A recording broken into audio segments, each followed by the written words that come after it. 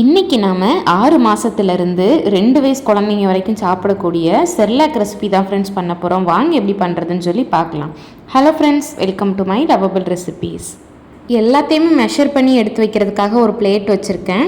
Measuring கப்புக்கு 1 cup நான் சாப்பாட்டு அரிசி சேர்த்துக்கிறேன். நீங்கள் பச்சரிசி இல்லாமல் எந்த அரிசினாலும் சேர்த்துக்கலாம்.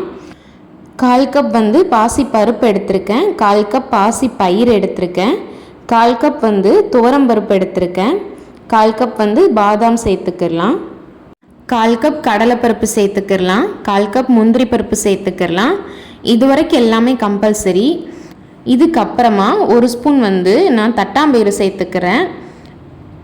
1 ஸ்பூன் நான் கருப்பு உளுந்து தொலியோடு சேர்த்துக்கிறேன். இது ரெண்டுமே நான் என்னோடய பாப்பாவுக்கு பழக்கிட்டேன், அதனால நான் சேர்த்துருக்கேன். 1 ஸ்பூன் நான் சுண்டல் சேர்த்துருக்கேன். நீங்கள் சுண்டல் சேர்க்க விருப்பம் இல்லை அப்படின்னா பொட்டுக்கடலை கூட சேர்த்துக்கலாம். இப்போ நம்ம சேர்த்த எல்லாத்தையுமே ஒரு மிக்சிங் பவுலுக்கு மாற்றிக்கிடலாம். இதில் நம்ம வேர்க்கடலையும் சேர்க்கணும். ஒருவேளை நீங்கள் பச்சையாக வச்சுருந்தீங்கன்னா அதில் 1 ஸ்பூன் சேர்த்துக்கங்க. நான் இன்றைக்கி வறுத்த வேர்க்கடலை சேர்க்க போகிறேன், அதனால ஃபைனலாக சேர்த்துக்கிடலாம்.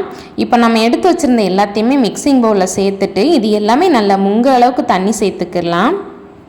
நான் சுண்டல், தட்டாம்பயிறு, அதுக்கப்புறமா உளுந்து எல்லாமே டெய்லி சாதம் சேர்த்து கொடுக்கும்போது பாப்பாவுக்கு அவுச்சேனை கொடுத்து பழக்கிட்டேன் ஃப்ரெண்ட்ஸ். அதனால் அவளுக்கு அது ஒத்துக்குச்சு. உங்களுக்கு கொடுத்து பழக்கம் இருந்தது அப்படின்னா நீங்கள் இந்த 3ஐயுமே சேர்த்துக்கிடலாம், அப்படி இல்லைன்னா விட்டுருங்க. கைகளால் நல்லா அழுத்தம் கொடுத்து பிசைஞ்சிக்கிடலாம் ஃப்ரெண்ட்ஸ். அப்போ தான் இதில் இருக்கக்கூடிய தூசி அழுக்கெல்லாம் நல்லா ரிமூவ் ஆகும். தண்ணி பாருங்கள் ஒரு மாதிரி கலங்கலாக இருக்குல்ல, இது நல்லா தெளிச்சலாக வர வரைக்கும் நம்ம நல்லா கழுவணும். பாருங்கள், நான் கவுனி அரிசியும் சேர்க்கணும்னு நினச்சேன் ஃப்ரெண்ட்ஸ், மறந்துட்டேன். அதனால் இந்த ஸ்டேஜில் ஒரு 1/4 கப் கவுனி அரிசியும் சேர்த்துக்கிறேன். இப்போ இதை நல்லா கழுவி எடுத்துக்கிறேன். பாருங்கள், தண்ணி நல்லா வெள்ளையாக இருக்குல்ல, இந்த ஸ்டேஜ் வர வரைக்கும் நம்ம நல்லா கழுவி இதை ஓவர் நைட் நல்லா ஊற வச்சுக்கிடலாம் ஃப்ரெண்ட்ஸ். இங்கே பாருங்கள் ஃப்ரெண்ட்ஸ், ஓவர் நைட் இது நல்லா ஊறிடுச்சு. தண்ணி கலர் சேஞ்ச் ஆகிருச்சுல. இப்போ இதை ஒரு 2 தடவை நல்லா கழுவி எடுத்துகிட்டு வந்துக்கிடலாம். பாருங்கள், நல்லா கழுவிட்டேன். எல்லாமே நல்லா ஊறிடுச்சு ஃப்ரெண்ட்ஸ். நம்ம ஊற வச்சு வச்சுருக்கிற எல்லாத்தையுமே சொட்டு தண்ணி இல்லாமல் நல்லா காய வச்சு எடுக்கணும் வெயிலில். அதுக்காக கொஞ்சம் பெரிய பிளேட் 2 எடுத்து இட்லி துணியை விரித்து வச்சுருக்கேன். நம்ம ஊற வச்சு வச்ச எல்லா தானியத்தையுமே உள்ளே சேர்த்துக்கிட்டேன். பாருங்கள் ஃப்ரெண்ட்ஸ், பாதாமை மட்டும் தொலியை ரிமூவ் பண்ணிவிட்டு சேர்த்துருக்கேன். பாதாமோட தொலி சேர்க்கக்கூடாது. இப்போ இதை ஒரு நாளைக்கு ஃபுல்லாகவே நான் வெயிலில் வச்சு எடுக்க போகிறேன் ஃப்ரெண்ட்ஸ். அப்போ தான் இதில் இருக்கக்கூடிய நீர் பசை எல்லாமே நல்லா கம்ப்ளீட்டாக ரிமூவ் ஆகும். பாருங்கள், இப்போ நம்ம இதில் சேர்த்துருக்கிற எல்லாமே நம்ம குழந்தைங்களோட உடம்புக்கு ரொம்ப நல்லது ஃப்ரெண்ட்ஸ். இந்த சத்து மாவை டெய்லியுமே கொடுக்கலாம், ஒன்றுமே பண்ணாது. இங்கே பாருங்கள் ஃப்ரெண்ட்ஸ், ஒரு நாள் ஃபுல்லாகவே நான் நல்ல வெயிலில் வச்சு எடுத்துட்டேன். பாருங்கள், இது கம்ப்ளீட்டாக நல்லா ட்ரை ஆயிடுச்சு, தண்ணி எதுவுமே இல்லாமல். இந்தளவுக்கு நம்ம காய வச்சாதான் நம்ம கூழாவோ கஞ்சியாவோ காய்ச்சி தரும்போது குழந்தைங்களுக்கு எந்த விதமான ஜீரண பிரச்சனையுமே வராது.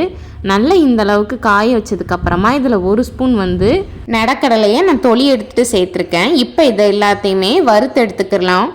அதுக்காக அடுப்பில் கடாய் வச்சுருக்கேன்.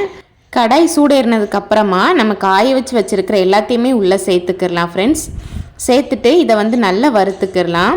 நம்ம காய வைக்கும் போது என்ன பண்ணணும்னா, முந்திரி பாதாம் சேர்ந்து இருக்கும்ல ஃப்ரெண்ட்ஸ், ஒன்றா அதை பாதியை உடச்சி அதுக்கப்புறமா காய வைக்கணும். ஏன்னா உள்ளுக்குள்ளேயுமே ஈரப்பசை இருக்கும். அதோட பண்ணோன்னா மாவு சீக்கிரம் கெட்டு போகிறதுக்கு வாய்ப்பு இருக்குது. அதனால பிரித்து விட்டு இந்த மாதிரி நல்லா காய வச்சு வறுத்துக்கிடலாம்.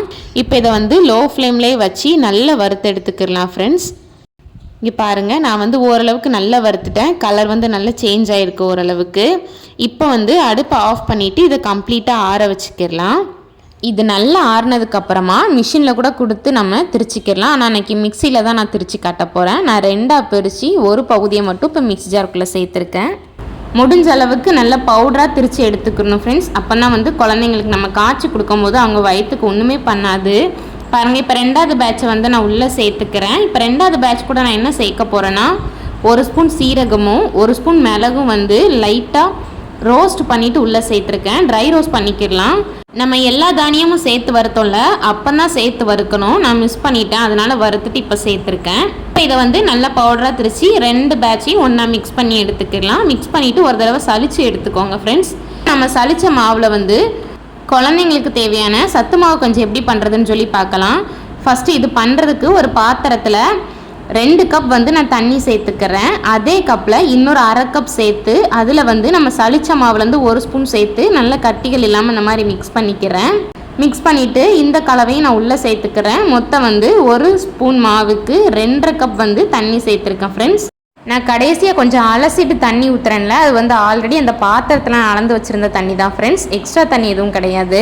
இப்போ இதை நல்லா மிக்ஸ் பண்ணிவிட்டு அடுப்பில் வச்சு காய்ச்ச ஆரம்பிச்சிடலாம் ஃப்ரெண்ட்ஸ். இந்த மாதிரி காய்ச்ச ஆரம்பித்ததுக்கு அப்புறமா ஒரு கரண்டியை வச்சு கிண்டி கொடுத்துக்கிட்டே இருக்கணும். அப்படி இல்லாட்டி நம்ம சேர்த்த மாவு வந்து அடியில் செட்டில் ஆகி ஒன்று சேர்ந்து கட்டி பிடிச்சிரும். அதனால தான் இப்போ இது வந்து நல்ல தரன்னு கொதிச்சு ஸ்பூன் வச்சு எடுத்து சாப்பிட்ற கன்சிஸ்டன்சிக்கு வரணும் ஃப்ரெண்ட்ஸ். பாருங்கள், இப்போ கொஞ்சம் தண்ணியாக இருக்குல்ல, இன்னும் நல்லா கெட்டிப்பட்டு வரணும். அந்தளவுக்கு வந்து நம்ம காய்ச்சிக்கிட்டே இருக்கணும். பாருங்கள், ஒவ்வொரு ஸ்டேஜ்லேயும் அதோட கன்சிஸ்டன்சியை வந்து நம்ம செக் பண்ணிக்கிடலாம் ஃப்ரெண்ட்ஸ். நல்ல ஓரளவுக்கு இதோட கன்சிஸ்டன்சி கெட்டியானதுக்கப்புறமா நம்ம அடுப்பை ஆஃப் பண்ணிவிட்டு நல்லா ஆறுனதுக்கப்புறமா குழந்தைங்களுக்கு கொடுக்கலாம் ஃப்ரெண்ட்ஸ். குழந்தைங்களுக்கு கொடுக்கும்போது கொஞ்சமாக நெய் சேர்த்து நாட்டு சக்கரை அப்படி இல்லைன்னா உப்பு ஏதாவது ஒன்று சேர்த்து கொடுத்தோன்னா அவங்க வந்து நல்லா சாப்பிடுவாங்க, வேஸ்ட் பண்ண மாட்டாங்க. சீரகம் சேர்த்துருக்கிறதுனால டைஜஷன் பிரச்சனைலாம் வராது ஃப்ரெண்ட்ஸ். மிளகு சேர்த்துருக்கிறதுனால நெஞ்சு சளி இருந்தாலுமே சரியாயிரும். கட்டாயம் இந்த ரெசிபி உங்களுக்கு யூஸ்ஃபுல்லாக இருக்கும் நம்புகிறேன். இந்த வீடியோ பிடிச்சிருந்தா லைக் பண்ணுங்கள், இந்த லிங்க்கை ஷேர் பண்ணுங்கள். அப்படியே மறக்காமல் உங்கள் பொண்ணான கையால் நம்மளோட சேனலை சப்ஸ்கிரைப் பண்ணிக்கோங்க ஃப்ரெண்ட்ஸ். தேங்க்யூ.